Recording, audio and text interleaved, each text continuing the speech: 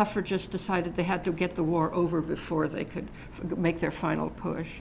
But in California, it was well understood that the Southern Pacific Railroad owned the government. They owned the governor, they owned the legislature, they even owned the court.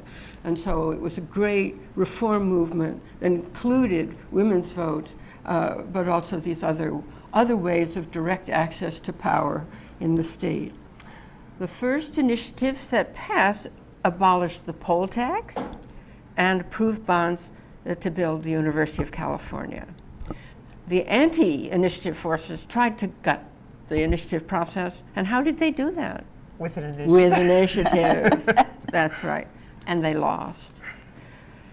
There's a general feeling now that the process is used too much. People complain about it at election time. Why do we have this burden? But don't try and take it away from them because they love to know that it's there and they can use it. Even the League of Women Voters that wishes that they could be a little bit harder to put an issue on the ballot, uses the initiative process, and in fact, we helped to write Proposition 11 on one of our favorite issues, the redistricting, at every 10 years with the census. It's a real, people see that as a real direct democracy. Direct democracy, and then yes, the next point I was going to make was that the courts have been very reluctant to intervene. Often people go to court to hope that the court will send an initiative packing to intervene in the process, but the courts have been very reluctant, feeling that this is the most direct form of democracy and they should just stand back and let the people have their say. Could we go back to Yes. Proposition 11 Yes. briefly? Mm-hmm. This is one that the League worked on statewide because out of our studies of how government works and what makes government efficient and cost-effective and so forth, one of the things that kept coming up was that if each legislator can set up his own district, guaranteeing that he will be reelected year after year after year, then he is safe, but the state is not safe.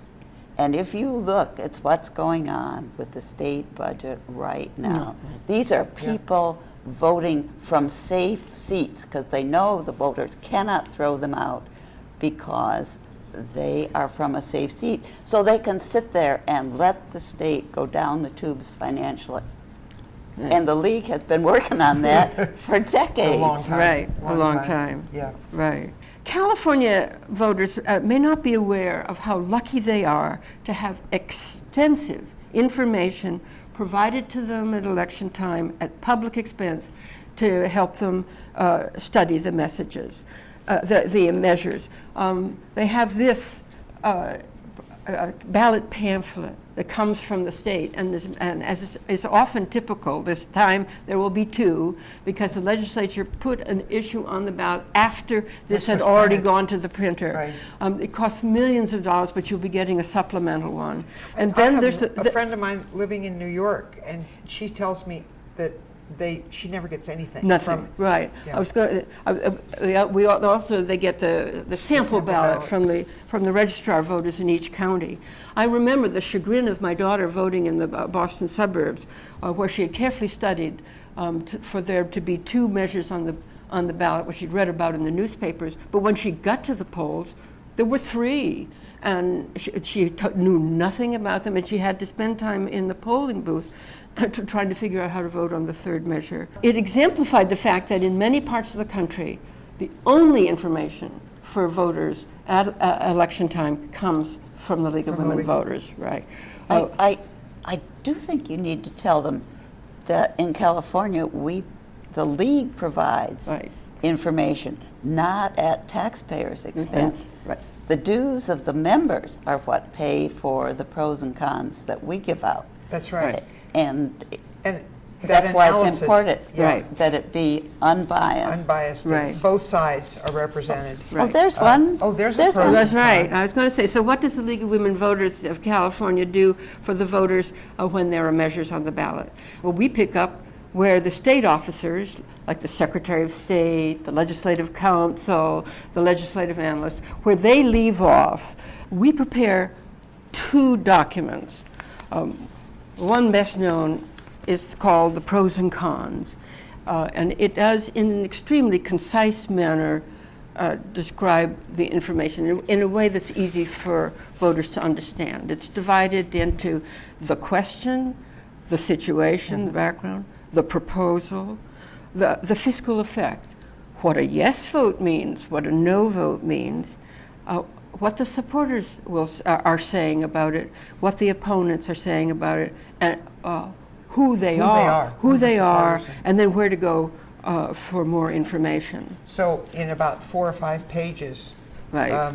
Depending. Well, sometimes it's longer than others. Other fat wad that you had here. Right. This one. Right. Which is 50 pages. Well, that's not for this election. That's another election. Yeah. But there have been times when there have been over 20 measures on the ballot, and it's actually quite an expense for the league. These cost about 25 cents each, and we print hundreds of thousands of them. And where can you find these when you need them? They are in the libraries, and they are at the league office in San Rafael. Then the league prepares a much longer document we call the in-depth, and that is used by local leagues in their study of the ballot measures to develop scripts, to really understand the measures, and then go out on a road show. Groups call us, call our office and say they want somebody to come and explain the ballot measures, and we go out in teams of 2. In addition, that's one of the first jobs I had with the league was doing right. It's fun, and it's fun. Right. I thoroughly enjoy it. Actually, I did one of the initiatives, Proposition 12. I did for the California League. I wrote both the pros and cons and the in-depth one. The in-depth analysis we don't distribute in the same way, but it is available to the public on our election website, our Pride and Joy, smartvoter.org. This year also, we've decided that we're going to launch another kind of a project helping people to hold ballot measure house parties in their homes to study the measures with their family, their friends, and their neighbors. So anybody out there who would like to hold a house party in which you invite the neighbors in and have a good talk about the measures, call the League of Women. Right. Or send us an email. Send us an email. I try to persuade voters who will be voting by mail, and by the way, they don't say absentee voter anymore. It's vote by mail or even VBM. And in Marin County, it's about 60% now that vote by mail. VBM. Yeah. Don't vote any earlier than you have to. Just as our presentations get better and better as we go along, because we have these newspaper articles and the newspaper endorsements, and we see how the sides are lining up. Who's for this measure? Who's opposed? By the time the election comes, we're just much better informed. So wait it out if you can at all possible. And the other point I make is that it's often at the end of the election cycle when the real dirty tricks are used against both candidates and measures. And I've heard many people say, I wish I hadn't voted so early because with the dirty tricks, so I would have voted differently. They get their ballot in October sometime, don't they? Yes, they're mailed. Their ballot to mail will be mailed from the registrar by October 6th. So you'll have it almost a month. Hang on to it. Unless, of course, you're just going to leave the country and be gone for a month. And it can be delivered to the precinct, actually, if you want it to. Yes, you can wait till and vote it on election day and then deliver it to the any polling place in the county.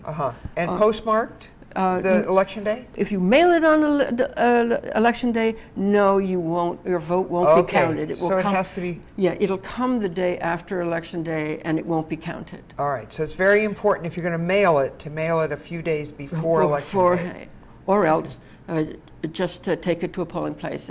And you mail it it goes in the ballot box, just like a mailbox.